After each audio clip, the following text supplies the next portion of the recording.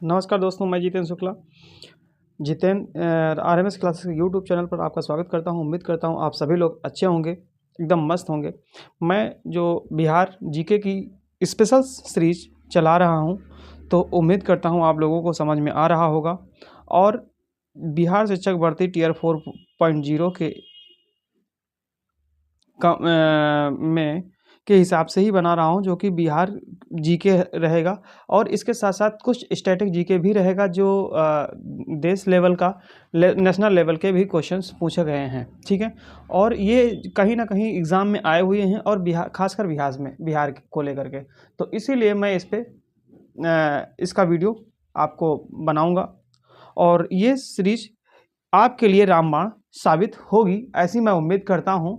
और होगी भी, क्योंकि आए हुए क्वेश्चन हैं। ठीक है, तो बिना देरी किए हुए स्टार्ट करते हैं। और अगर मेरी चैनल पे पहली बार देख रहे हैं तो चैनल को सब्सक्राइब कर दीजिए और वीडियो को ज़्यादा से ज़्यादा शेयर करिए।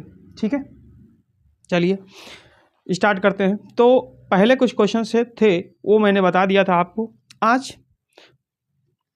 चलिए बिना देरी किए स्टार्ट करते हैं। आपको ये क्वेश्चन पूछा जाता है कि जैसे मान लो पूछ लिया जाए, दिख रहा है ना आप? एक मिनट सही से, हाँ ठीक है। तो चलिए, जैसे बिहार को ऋग्वेद में क्या कहा जाता है? क्वेश्चन ये पूछा जा सकता है, बिहार को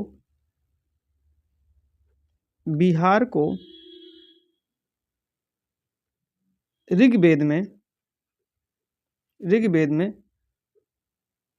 कीकट कहा जाता है। कीकट कहा जाता है। तो क्वेश्चन ये पूछा जा सकता है कि कीकट किसे को कहा जाता है और किस में कहा जाता है। तो आप इसको बता सकते हैं कि बिहार को ऋग्वेद में कीकट कहा जा सकता है। तो इसमें कई क्वेश्चंस आपके बनकर तैयार हो जाएंगे। ठीक है, नेक्स्ट क्वेश्चन है कि अगर आपसे ये पूछा जाए कि महाजनपद कितने हैं। ठीक है, महाजनपद कितने हैं? तो महाजनपद, एक एक चीज़ मैं अच्छे से एक्सप्लेन करूंगा, और यहाँ से एक एक ना क्वेश्चन बनने की उम्मीद रहेगी। महाजनपद 16 हैं। कितने हैं? 16 हैं। लेकिन जो हमें पढ़ने हैं वो 3 हैं। 3, ये भी मैं लिख दे रहा हूँ। 3 मुख्य महाजनपद हैं। ठीक है, 3 मुख्य महाजनपद हैं। ठीक है, नेक्स्ट आपसे कौन कौन से हैं जरा ये भी देख लेते हैं। तो एक आपका है पहला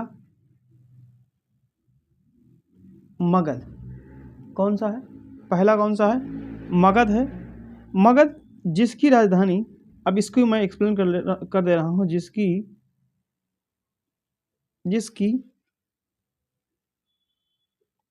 जिसकी राजधानी जो है पूछा जाता है क्या है, तो ये राजगीर हो जाएगी। ठीक है, क्या हो जाएगी? राजगीर हो जाएगी।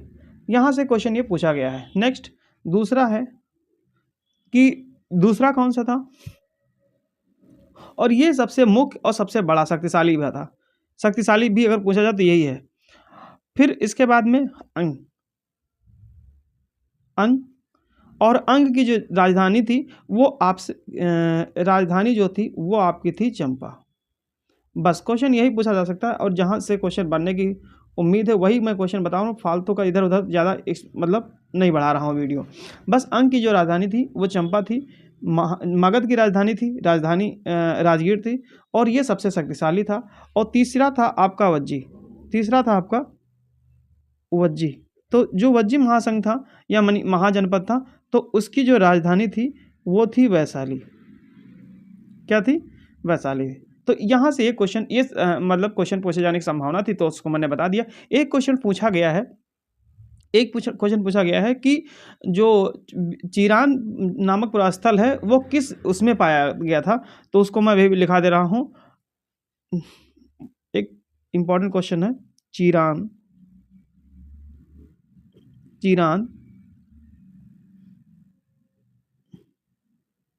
बिहार में है। चीरान में नामक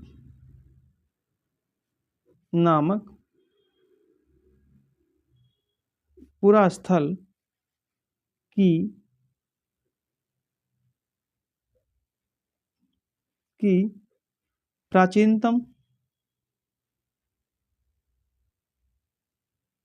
प्राचीनतम जो संस्कृति है वो हो जाएगा आपका नवपाषाणिक। ठीक है, ये आपको उम्मीद करता हूँ कि समझ में आया होगा। ठीक है, नवपाषाणिक संस्कृति होगी, ये क्वेश्चन आया हुआ है। ठीक है, तो आया हुआ है तो रिपीट भी कर सकता है, 2021 बीपीएससी प्री में आया हुआ था। नेक्स्ट आपसे मैंने पहले बता दिया प्राचीनतम जो मगध की राजधानी है राजगीर है, अंग की चंपा है, वज्र की वैशाली है। ये क्वेश्चन आए हुए हैं, इनको भी ध्यान रखिएगा। नेक्स्ट है कि स्थूलभद्र, चलो एक ये इसमें जो बौद्ध धर्म की वो हुई थी 4 संगीति हुई थी, उनको मैं स्पेशल इसी पे बना दूंगा अभी पीछे। लेकिन एक मैं और बता देता हूँ कि भगवान बुद्ध की महापरिनिर्वाण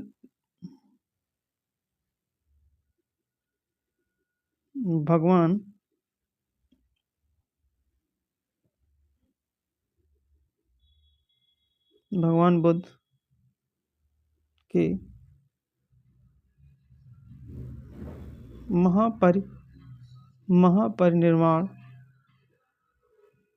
महापरिनिर्वाण के बाद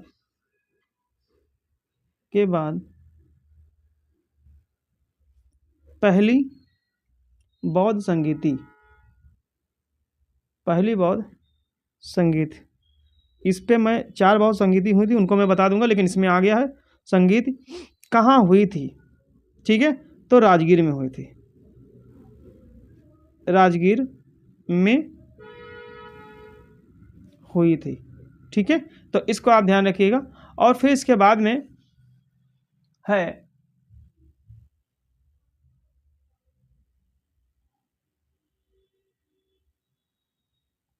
ठीक है, राजगीर में हुई थी। ठीक है, अब इसके बाद में कि बिंबिसार किस वंश का था, तो आर्यक वंश का था। लेकिन एक बहुत इंपॉर्टेंट क्वेश्चन है, ओदंतपुरी शिक्षा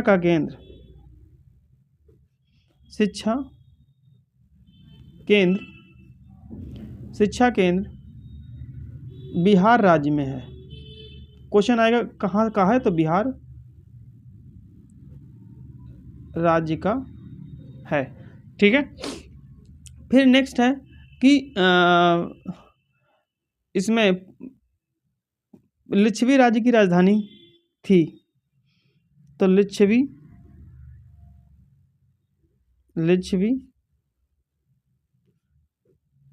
राज्य की राजधानी क्या थी, ये आपकी थी वैशाली।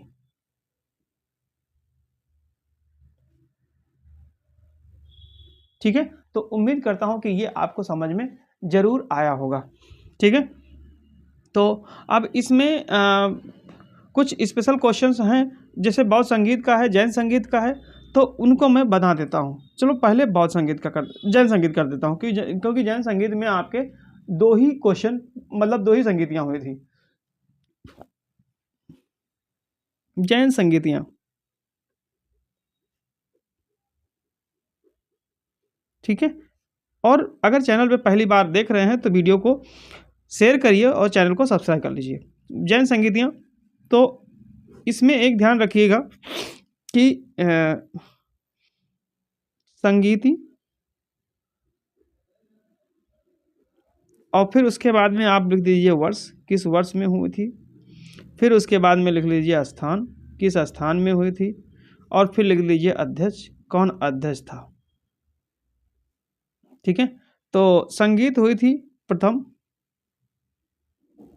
प्रथम हुई थी आपकी वर्ष में 310 ईसा पूर्व। ठीक है, स्थान था कहाँ पे, पाटलिपुत्र। इसी को हम पटना के नाम से जानते थे पहले, इसका और इसके जो अध्यक्ष थे वो स्थूलभद्र थे। अभी मैं यहाँ पे इससे पहले क्वेश्चन यही बनाने जा रहा था, जो कि आया हुआ था। तो यही से आप देख लीजिएगा कि आपसे पूछा गया था प्रथम जैन संगीत का अध्यक्ष कौन था। तो जो प्रथम संगीत जैन संगीत का अध्यक्ष जो थे वो स्थूलभद्र जी थे। कब, यहाँ से एक और क्वेश्चन पूछा जा सकता है कि किस वर्ष में हुआ था। 310 ईसा पूर्व में हुआ था। किस स्थान पे हुआ था। तो ये आपका पाटलिपुत्र हो जाएगा। अब द्वितीय देख लीजिए, द्वितीय हो जाएगा, द्वितीय आपका हो जाएगा 512 एडी में, ईस्वी में हुआ था। और ये कहाँ हुआ था, ये वल्लभी गुजरात में हुआ था। ये कहाँ हुआ था, वल्लभी गुजरात में हुआ था। कहाँ हुआ था, गुजरात में। और इसका अध्यक्ष कौन था, इसके अध्यक्ष थे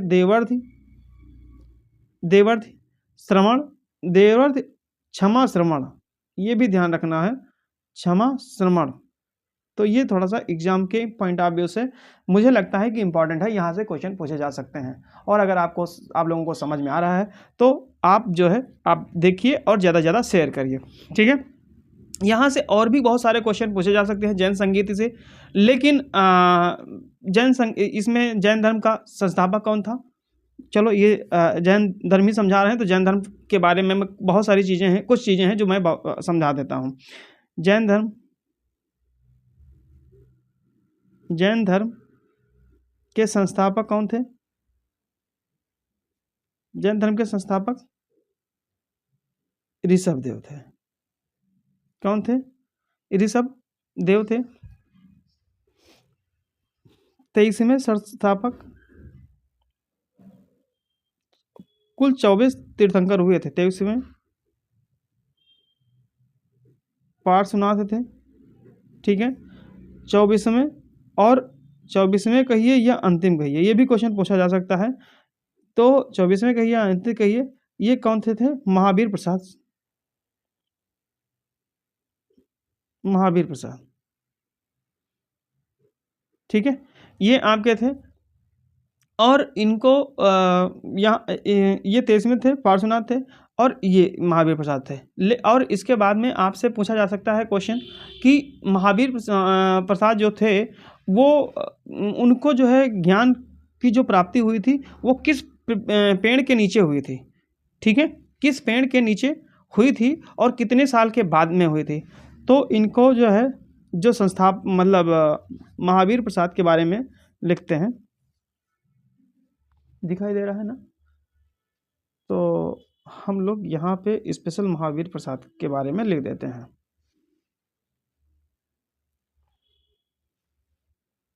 ठीक है।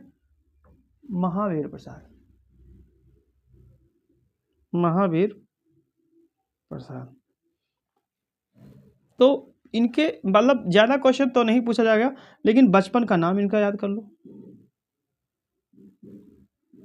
बचपन का नाम, बचपन का नाम, बचपन का नाम इनका था वर्धमान। बचपन का नाम इनका क्या था, वर्धमान था। पिता इनके सिद्धार्थ थे और माता त्रिशला थी। वो क्वेश्चन भी पूछा सकता था, माता, माता त्रिशला,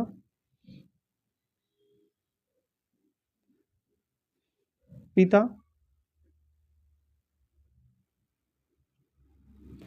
पिता सिद्धार्थ है, ठीक है। और 30 घर कब छोड़ा था, 30 वर्ष की आयु में घर छोड़ा था। 12 वर्ष जो है इन्होंने तपस्या किया था, 12 वर्ष तपस्या किया था।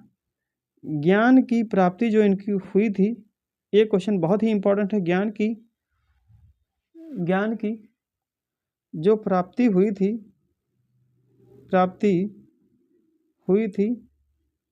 42 वर्ष की उम्र में, ठीक है। इस बात का ध्यान रखिएगा। कहाँ पे हुई थी, यहाँ से कई क्वेश्चन पूछे जा सकते हैं, तो ये बात ध्यान रखिएगा।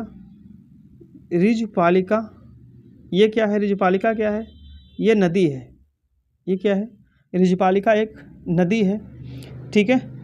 और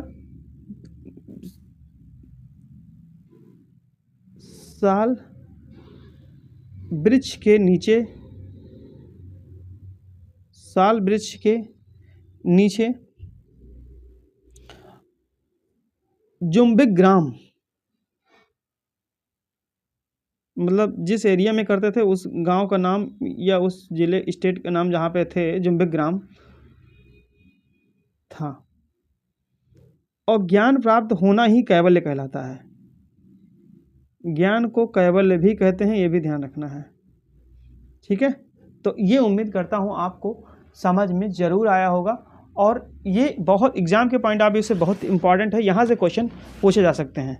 अच्छा, यहाँ से यहीं पे एक क्वेश्चन और ये पूछा जा सकता है कि जो महावीर स्वामी को प्रसाद मतलब हुआ था, सॉरी मतलब जो गौतम बुद्ध को ज्ञान की प्राप्ति हुई थी, वो हुई थी, इनको साल वृक्ष के नीचे हुई थी और उनको पीपल वृक्ष के नीचे हुए थे। तो जब हम गौतम बुद्ध का स्पेशल पढ़ाएंगे, अगला वीडियो गौतम बुद्ध पे ही रहेगा, तो उम्मीद करता हूँ कि आपको समझ में आ जाएगा। इसमें एक बात और ध्यान रखिएगा, इन्होंने 5 महाव्रत दे दिए थे जो जैन धर्म से संबंधित है। ये चीज़ मैं आपको बता देता हूँ। 5 महाव्रत, आपसे क्वेश्चन यही पूछा जा सकता है कि 5 महाव्रत किसने दिया था।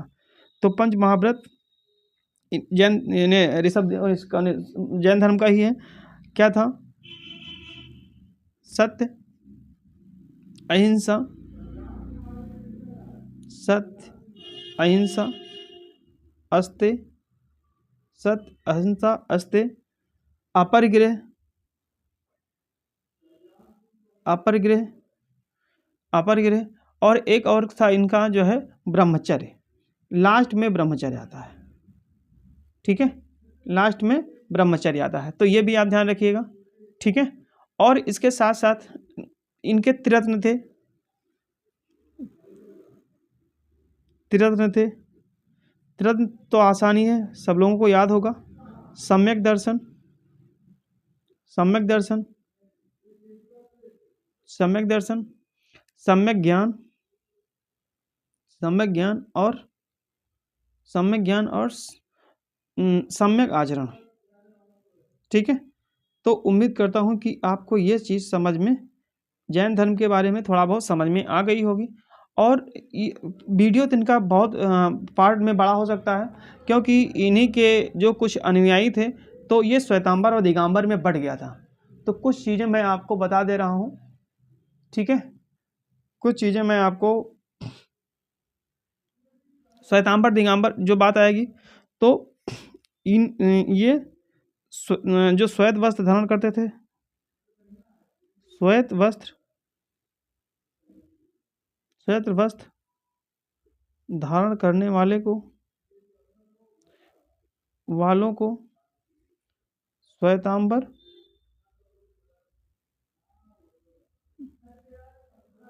और